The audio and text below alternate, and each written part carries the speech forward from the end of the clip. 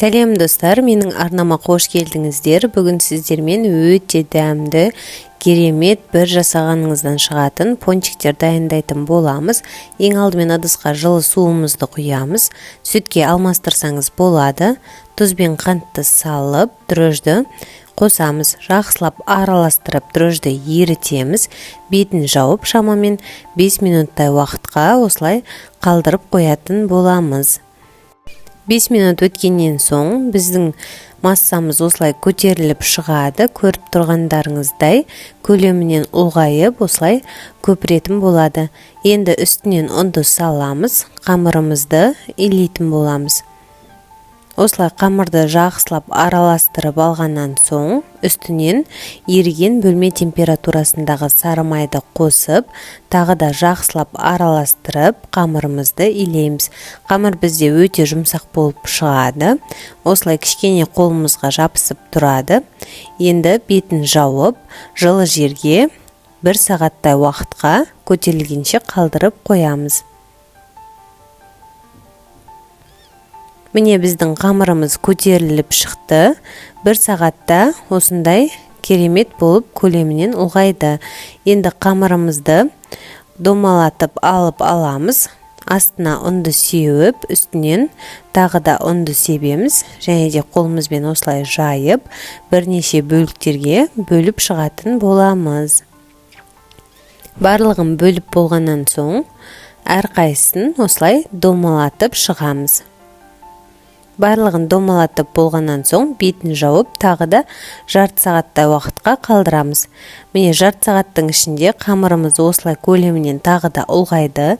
Енді ортасынан тесікше жасап, осылай қолымызбен созып аламыз. Барлығын осылай жасап шығамыз.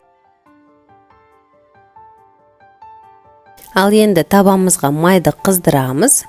Көріп тұрғандарыңыздай біздің пончиктеріміз тағы да көлемінен кішкене ұлғайды. Майымызға салып, екі бетімен жақсылап қуырып аламыз. Майдың қызуы орташа болуы қажет. Жақсылап екі бетімен қызарғанша қуырып аламыз.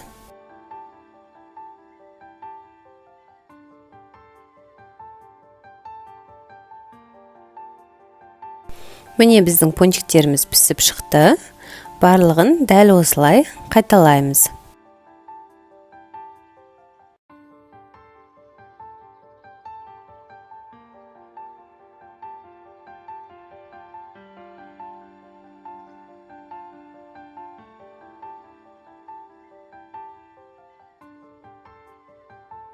Міне барлығы дайын болып шықты. Енді өзіңіздің қалауыңызша әсемдесеңіз болады.